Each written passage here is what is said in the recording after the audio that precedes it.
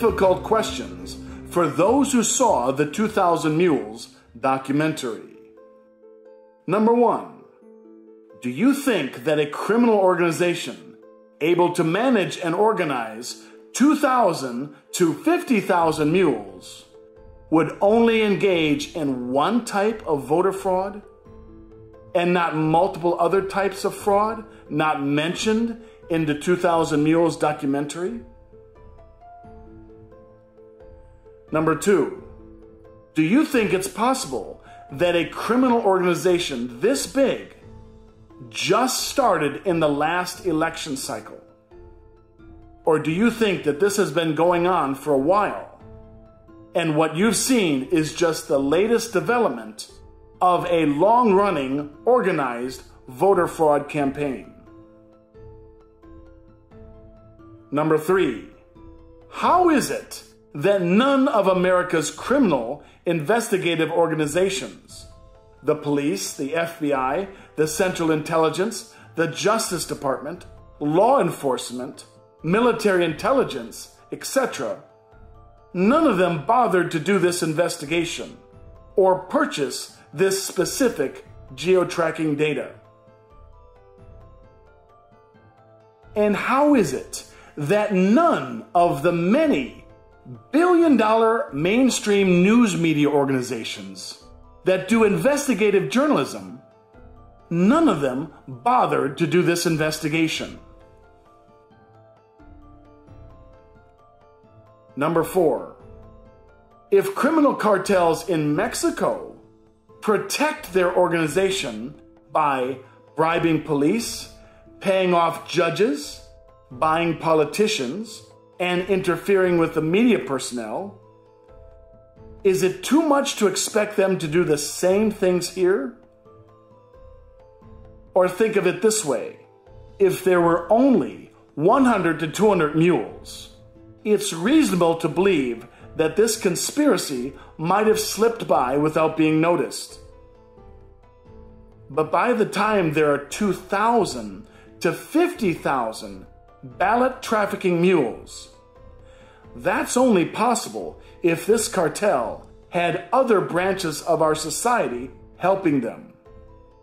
For example, law enforcement, media, politicians, big tech, NGOs, news, businesses, judges, etc.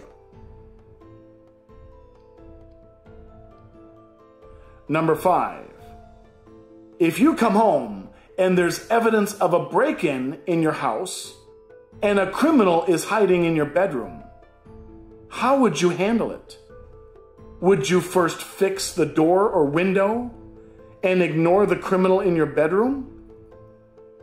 Or would you first get the police to remove the criminal from your bedroom? If we have elected officials that were put in power by organized fraud, it doesn't make sense to leave them in power and say, let's fix the voting system so this won't happen again.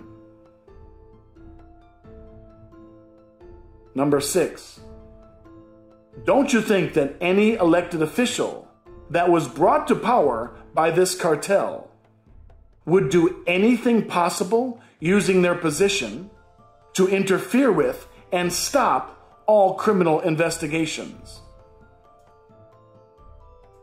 Number 7, don't you think that this voting fraud cartel would also engage in voter fraud for other non-presidential races?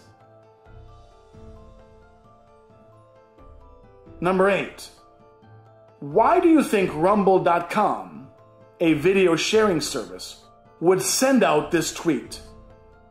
Major update. Within the last 24 hours, Rumble has been under an unprecedented attack. Our engineers are working around the clock to mitigate these attacks and prepare for a smooth rollout of our first movie launch, 2000 Mules, tomorrow. Number 9, if nothing is done and the guilty are not brought to justice, do you think this issue would get better or worse? Number 10, Do you think that this cartel was working in other election districts that were not investigated or geotracked by the 2000 Mules team? And number 11, for every 100 mules that were working, how many other criminals were working for this ballot trafficking operation that were not doing drop-offs? Number 12, with so many mules also partaking in the riots, 67 of the 242 Atlanta mules, is it reasonable to conclude that these riots were also cartel-driven? Number 13, how can anyone who knows about this fraudulent 2020 election not demand that this election be recalled and strict voter ID laws be enforced?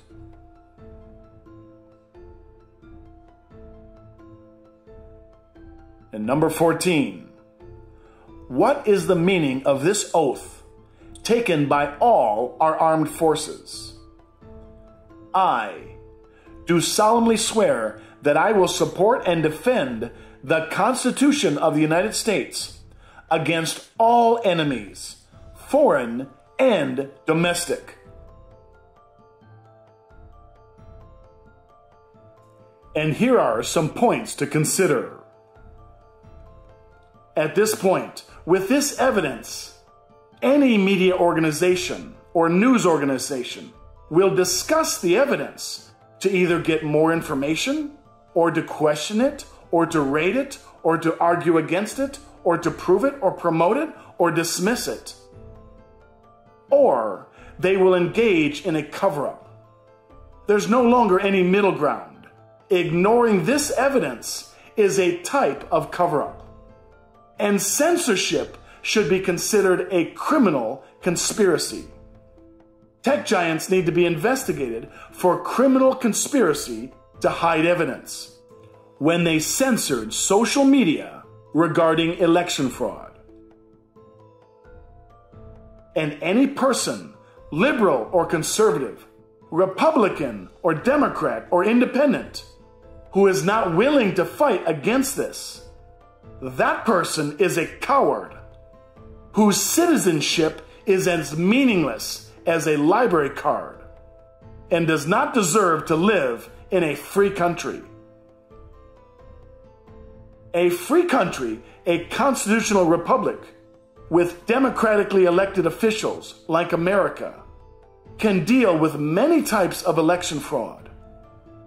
But once our main leader, the president, is brought to power by election fraud, then we're no longer a free democratic country. So the question is, who's going to make the first move? Who's going to symbolically fire the first shot? Who's going to fight to take down this criminal political cartel?